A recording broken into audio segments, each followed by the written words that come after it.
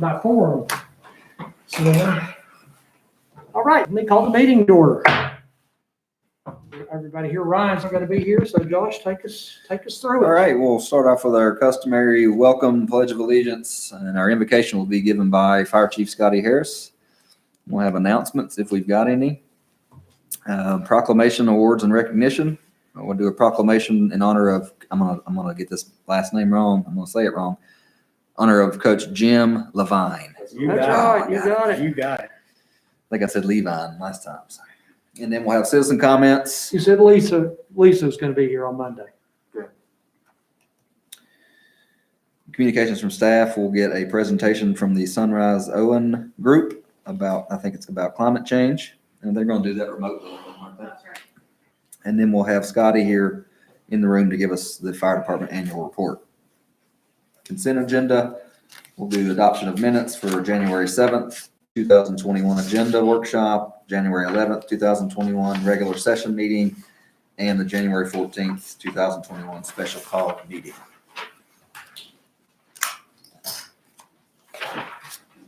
Item B will be a call for public hearing to close a portion of unopened platted portion of right-of-way parallel to Fairway Drive and Tomahawk Avenue. And then C will be very similar, different portion of town, platted portion of right-of-way parallel between Hiawassee Avenue and South Occoneechee Avenue. Which one of those was it was just part of the right of way? Fairly certain they're both just They're both parts. as parts. They're both just parts. What this will do with these two closings, if you look at the tax map and just back out from it, these are segments that are left open. The first one is a little piece right up next to Fairway that just left. And that same alleyway would have run through, except it's been closed for a couple of blocks till you get down to that, what's C, which is about another block and a half of that same alleyway. So it's just another segment of the same one that's been. So this is not a situation which we try to avoid, and we did just at the last board meeting.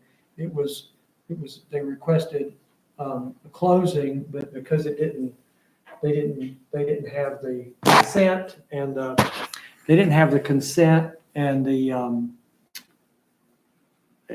of closing of everybody, not only the surrounding neighbors, but we were closing only a portion of it. Yeah. Well, It's not comparable with these two. No, the first one actually, it's all that's left of the north end of that alley, runs at Fairway. Right, And then the other piece, like I said, it's about a block and a half in the middle of that hasn't been closed. right. There are probably some more segments of that east alley because it runs for several blocks. But Oh, I that's see. So long, you really can't get to it all at one time, Yeah, so to this- speak, easily. don't get enough neighbors interested in it. Right, But right. on the second part, that is one of the longer sections you close in the Good. alley, it's about a block and a half. Thank you. And then item D will be a call for public hearing for text amendments to our definitions in our land use code. We're going to be adding some definitions to our land use code. We'll have citizen comments again. No unfinished business. Maybe Riverwalk Greenway, I guess, could be under unfinished business, but we've got under new business. And what we want to do here, we've been able to get some more analysis. In our last conversation that we had about the Greenway, it was, the issue we ran into with the no-rise situation and having to potentially purchase that property. So what we've looked at is a couple other routes, and we're going to have our engineer on record with Michael Baker Engineering to be here to kind of go through that with us. So I think that'll be helpful for everybody. And you would have had more new business, but we had to drop a few things. So next month will be extra busy. Public hearing we'll have, this is the continued, both of these. One is the annexation for the Brooks Cove, off Brooks Cove Road, and then the B is the rezoning of that property off Brooks Cove Road. So Ron, should I just treat that like it's a new public hearing? I mean, just like it's a regular public hearing and just? It is, what you did is you continued last month to a date specific. You're in the middle of those public hearings. You'll be reopening the same ones that you had going. So, but when I reopen it, do I go ahead and let Jessica make a little intro comment and just kind of treat it as if we hadn't opened? I mean, just like a normal public hearing? Probably just so your record looks clean and people who weren't here the last month get some sense of what's going on. Right, and if the public wants to make a comment, I will let them make a comment, or do I need to do that? Well, it is a public hearing, so we've got to have some means of them commenting.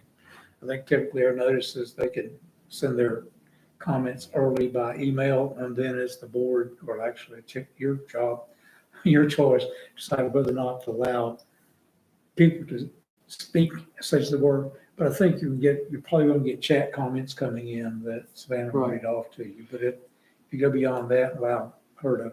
But since we've Unmute already, somebody, I mean, so- since it's a continuation and we've already had comments at the last board meeting, I'm inclined to still open it up because that's, I think, just a healthy thing to allow them to do. And I don't think you're going to have people reading the same comments they, made at the last meeting or anything like that. So I think it's probably a reasonable thing. And if the comments are, if there's an issue and it seems to be unmanageable, which I find that a little hard to believe, we just address it at the meeting and shorten the comments, ask for a little bit shorter time period or something like that. Should work. It seems to me the last time we had one that was hanging out there that really actually wanted to speak live, but most people got their things in early, so it didn't look like it would be cumbersome to let people speak. Right. I could be surprised. And that Sounds good. is tough. I'll just say it's logistically, it's hard for us to keep up with that if we have let people comment on the computer Yeah. over the intercom. Right. That's going to be tough. So yeah, I think that's I did get a comment from a citizen about that logistically how that works, and I think it's better for us if people send those in early via email. And not that I enjoy reading them, I don't mind it, but I think that makes it's just cleaner. It's just going to be hard for her to try and click on somebody, let them talk, mute them. It's just going to be tough to do that. Right. Way. Right. So, but how do you disclose that to the public? Does it do you much good if they don't know it before the meeting? Well, I think historically, since we've been in COVID, we've just been allowing comments via email. That's right. I'm just sort of, Advertise that way, that they should send their comments in early. It's not part of the public advertisement. that's Yeah. good. That's what I was curious about. If we've disclosed it, then we're good. That's right. That's good. That's good to go. Let me ask you about and to give just information, to make sure I understand, is there, I'm curious about a comment I think the Paget brothers were making in an email that came our way about county, property within the county embedded in that area out there. And I was a little confused by that, Ron. I don't know, of course, one perspective is looking at it as it's a piece of property across the road, everything's UR8. And what I recall is a month later, which won't be much, but they were looking at, okay, but look at what it's really surrounded by is this big open area of undeveloped county property. Of course, you also had comments from people on the undeveloped side who want density. And didn't know, that's the only thing I can make of it. They're saying that one thing, although you aren't developed that way at this point, and the county property isn't that way. And so you're going to be creating I think their argument was, you're going to be creating a denser zoned area right there. Well, it's denser zoned right now. Yeah. Which I understand their argument, but at the same time, that it's there. The developer could and may say, I'll just do this different and face the no face of annexation. The developer may say what? I didn't hear that. May say, I'll just have to come up with another means of providing myself with water and develop it under the county's rules because they allow higher development density. I have some other thoughts on it, but that's something I advise. Mike, the can I ask developer a how we question real proceed. quick? Even, and I don't know if this is the place to do it, or do I wait till next week, but say they're not, and we don't, and they're doing it just so they can have access to water. Whether we annex them or not, it is my understanding from the research I did that they still have access to water through the county. Yeah, I don't know. We would charge them out of town rates, water rates. I'm going to lean on Ron to answer that question about providing water service. That is a peculiar I've never personally felt comfortable about using your water leverage to force annexation. But by the same token, we're under no obligation to provide water to people outside the town. And the school of government backs up that if they want our water, we're not gonna provide water outside the town, you're gonna have to come into town. And I don't think we're out of line saying if you want our water, you need to be annexed. Okay. If you're outside of the town and the town says no annexation, no water, I don't know where they would come up with water, that we own all the water lines outside of town. If any water's over there, it's ours. So I don't know what their plan would be other Is than, that true of sewerage too? no, we don't get to say that because we don't provide sewage yet. The Metropolitan Sewage District owns all the sewer lines. Uh-huh.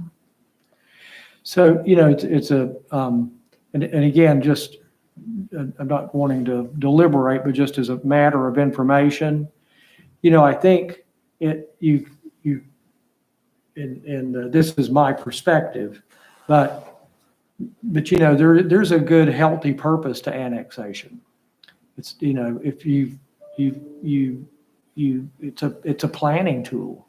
That's why it was even there to start with. I mean, and it has its, there's obviously a lot of controversy about it, but there is an element for our consideration that planning for Black Mountain, there is a good fruitful place for annexation and properly planning for the town.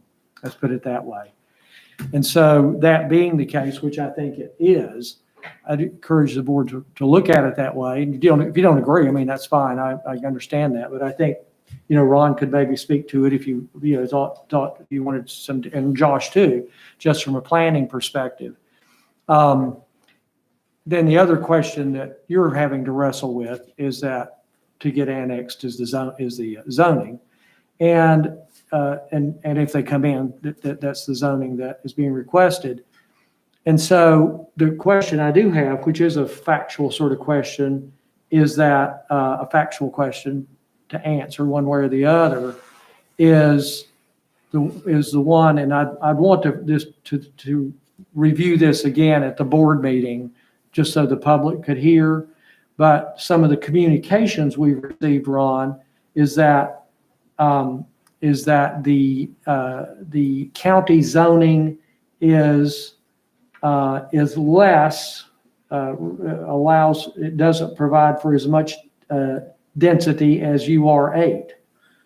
Actually. Have you seen that? Yeah, we have a memo from Buncombe County Planning that we'll provide at the Uh-huh. meeting, which would say that it is 10 units an acre. Yeah. So it'd be more dense than we Yeah, allow. yeah, The county. Well, I know that's a premise we were working under. That's what Jessica shared at the last board meeting and so forth. But then, there's been some letters that came into us, emails that came into us, and, thoughtfully written and so forth, that were disputing that. And I think that'll be good to review Monday. Well, let's take the big caveat with that is we allow 8 units per acre. We allow also could be defined as 8 lots can be cut out of an acre. Once you cut those lots out, you can put a duplex on one of those small lots and end up with 16 residential units per acre. So maybe where the county gets to 10, and I think if you use that same analysis, we would not be allowing 8. We could have up to 16 units per acre if it was a duplex type development. Mm-hmm. Because we consider, for our purposes in our land use code, we Under one consider roof. a The building duplex, is under a duplex one roof. as one unit, Mhm. even though it's technically 2. Yeah, as long as it's under one roof. From the Is way I that, read is it. that, I'm sorry, is that the same in the county? So would it be 20 units? I can't answer that. I don't know that answer. Well, it might be good, because that seems to be kind of the crux of some of the discussion. It might be good to shed light on that, if we can reach out to Nathan and Nate rather, and just clarify, maybe get him to shoot you an email or Yeah. somebody in his office, because that would seem to be information that it's being disputed, let's put it that way. So, And, excuse me, Mr.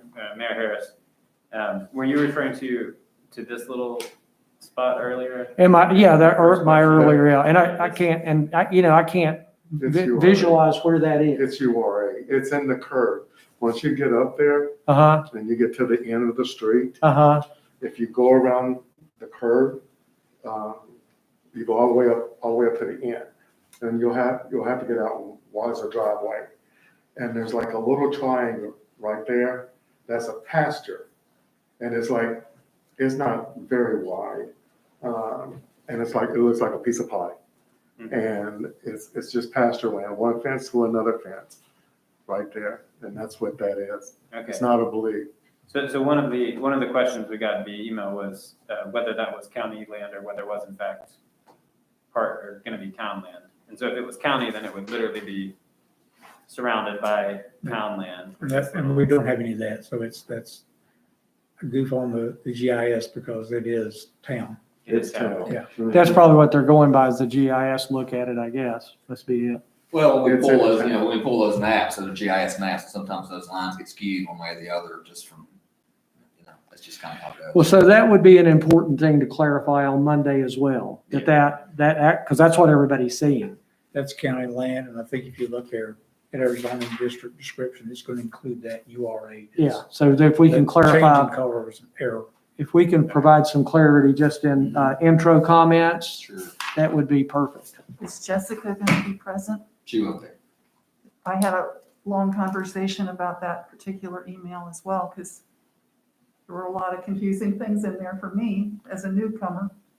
And one of the things she shared with me was 10 units and 8 units. It's not that the 10 units could be spread out and the 8 units would be more clustered. So in terms of impact to the property, that you It want might be, them yeah. tighter clustered together. So maybe she could elaborate a minute on that too Monday.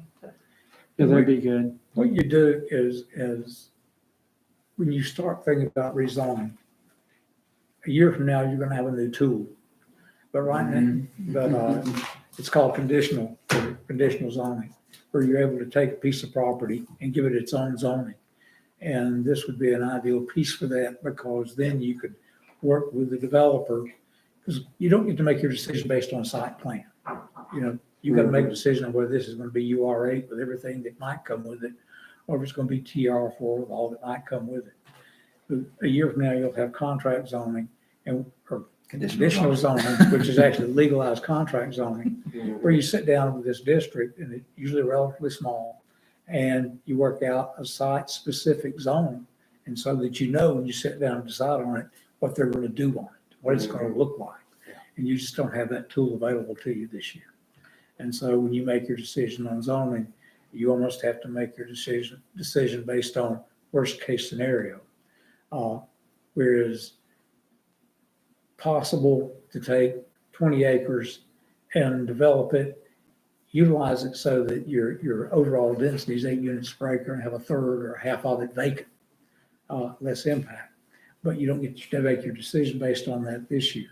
A year from now, you might have that tool. Say, okay, you make it, you cluster it over here and we can go with it. If you do it this way, we can. But it'd be nice to have that next year. Right now, your decision is on how bad can it get if it's zoned this way. Yeah, that's right. And So- again, the developer has presented you certain things. They've got to have streets. They've got a stream. They've got some steeper areas. It's not going to be corner to corner at You units have per acre. wetlands. Yeah. It's like a catch basin in there. And there's water coming up out of the ground in there. So, I'm kind of curious as to see how they're going to handle that. And the thing that can be misleading, when you say, if you take a 20 acre piece of property and you say it's Exactly. 8 units an acre, Exactly. you're not going to get 160 units on that property. You're Because you not. got to take into account roads and open space and all that stuff. So it's technically not going to be that in the end. Is Mr. Gardner going to be here Monday? Yes, he will be here. Okay. And it's like Archie said, there's parts of that has signs that say wetlands in there. It's, I mean, is that a Yeah. true designated wetland? I haven't seen those signs, Alderman Raines, but that's something that the developer will have to deal with if in fact they are wetlands with the Army Corps of Engineers. That's just mandated that they have to do that. Yeah, because they'll have to do something with that water, or if they're allowed to do it anyway, so. Allowed to do anything with it, yeah. Excuse me, one more question for Mr. Sneed. You said that changes next year. Is that a state change that's happening? Or? No, you're almost, you'll get this soon enough, but last year, the state adopted a new chapter, development chapter, it's 160D. It made a lot of changes and it consolidated all the development ordinances. Didn't make many changes, but it made some substantial changes. One is conditional use zoning is gone. And conditional uses are gone. You still have special uses. And the flip side of that is it encourages conditional zoning, which is when I first ran into it, I thought it was the craziest thing I ever saw. But as you work through situations like this, conditional zoning gives you the ability to zone, knowing, having more control over just deciding whether it's going to be UR8 or not. It's obviously we don't have any in Black Mountain, but Asheville's full of it. And quite often you'll find, especially going up Tunnel Road, the Yeah. Beverly Hills area, it's going to be commercial. It's growing commercial, but it's residential up and down both sides of the road. So you'll find little businesses along there, and they're not obtrusive. They're right on the road. You're right where you expect the building to be. But that little business is its own zone. It's conditionally zoned as office with some limitations, so as it doesn't interfere with the residential neighborhood. And that gives the town flexibility, gives the town control over a situation like this one. So you'll see that in your proposed, we have to July 1st to comply with 160D. And so that means Jennifer's been working on it, Jessica's been working on it. And I'm pulling, Anna Stearns is coming back here. Some of you know her. She starts back on the 15th, and that's the first thing on her plate when she gets here to help you guys work through July when you pass that new update on your ordinances. So if this were coming up next year, we could do conditional zoning. Yes. How would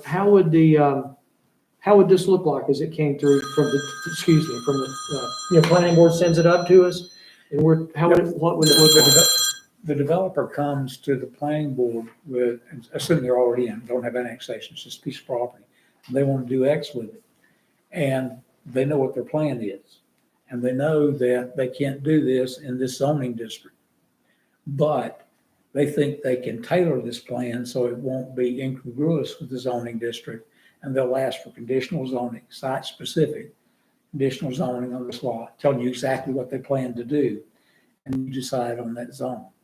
So in this case, if this were happening next year, Jesse would come through, you've got people he works for, and they go to the planning board, so we want conditional zoning, this piece of property. And over here's here. our site plan. Here's our site plan and so forth. If you approve this, then we also want to be annexed. Well, no, still getting. You still have to flip it. Still annexation's got to precede Yes. zoning. But you'd still know what But what you was know there. Right now, you don't know what that plan is. Right. Under those conditions, you know what the plan was going to So you'd be. still have the same process but because we can't zone something that's not in the town.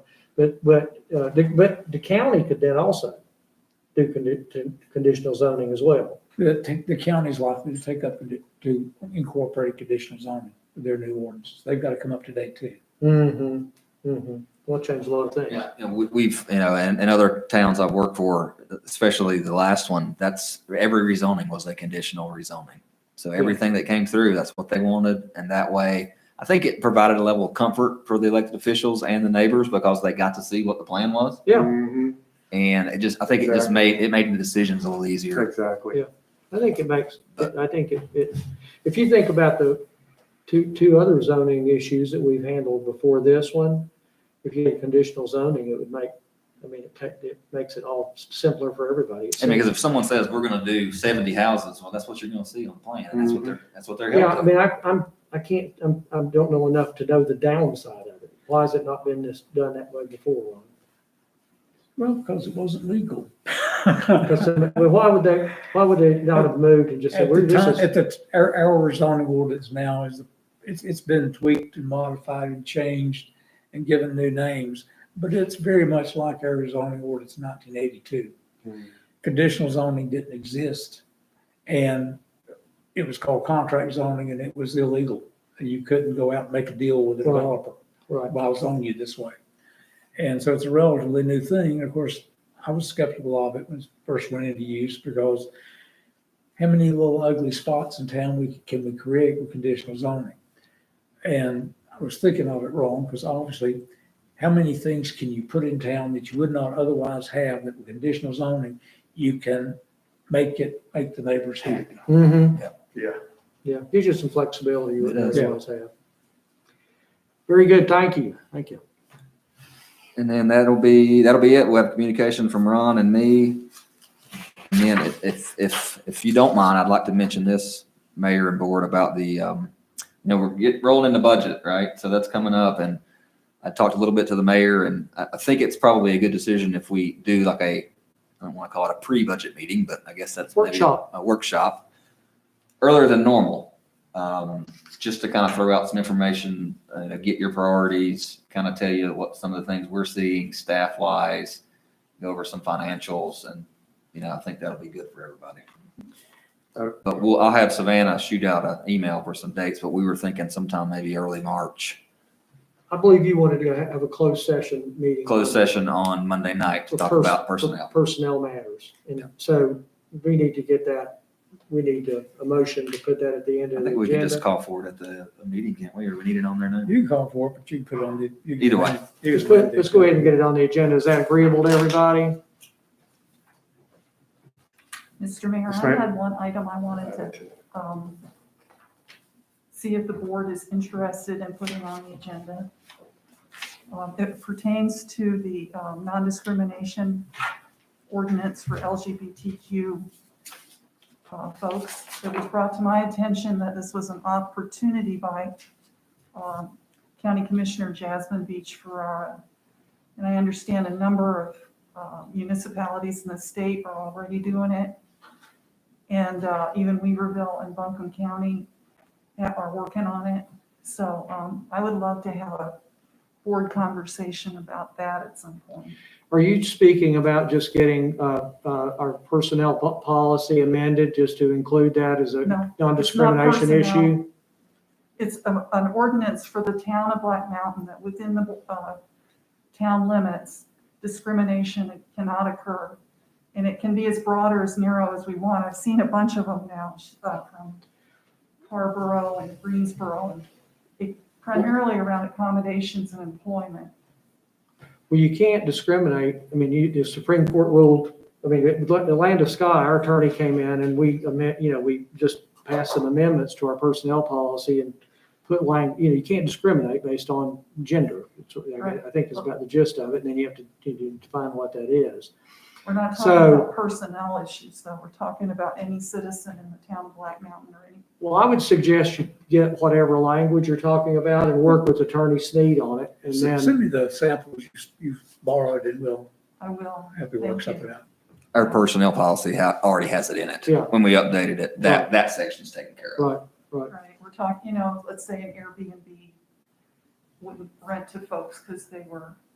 Well, I thought that still applied. I thought that was kind of settled with the Supreme Court. It is, I think we've got some, it's a local ordinance probably just emphasizes the attitude of the local people Right. in So I government. still think it's not legal to do that. If you're Airbnb, you can't do So it. you know more about everything legal than I do, but I will share that State Law 2016-3, which was commonly known as HB 2, had a provision in it that prohibited municipalities from having non-discrimination ordinances. And that provision expired on December 1st. Yeah. 2020. So I think the LGBTQ community is feeling a little vulnerable right now, that they don't really have coverage to the extent that they would like to have. Sure. Well, I mean, I just work with Attorney Sneed on it, and, it's your prerogative with the boards to get it on the agenda, and then we'll bring it up, That deal would with be it. great. Thank you. Mr. Mayor, maybe I've slept a little bit too long, but did we ever decide when we were gonna do the workshop to continue the business as far as the transparency thing that we worked on and that we discussed last time. Uh-huh. The 18th, isn't it? It's the 18th at 8:30. Okay, I did mark that down. So is there any other questions or discussion regarding the agenda? Or agenda items? If not, we can adjourn. Yeah, Josh told me that Anna was coming back and it's. Or that day, Well, summer vacation for you then. it's a surprise to me, as you know, she was working with the Chief Justice, and she's got an office in Raleigh and a couple of firms in Asheville. And after looking at what they had to offer and what they expected of a new associate, she decided she'd come home. Well, there's a different, you know, I mean, it's a different lifestyle and practice and everything else. And she knows your practice. She doesn't want to be stuck in the library researching for Yeah. a couple of years. So Yeah, I she can wants to say, go to work. yeah. Well, that's good. I'm glad. I know you're glad too. Oh, Kind yeah. of hoping that. My retirement. You were hoping that. Your retirement date may have just. Well, and I was telling Josh, I don't know how much you've worked with her, but she's smart and she's just gonna be a good addition to the town's professional community. Yep. She will be. How's her is her little boy in college now? Her younger one was at Pembroke, freshman year, Monday. first semester. Where, I'm sorry, At Pembroke. Pembroke? And, I think after the first semester,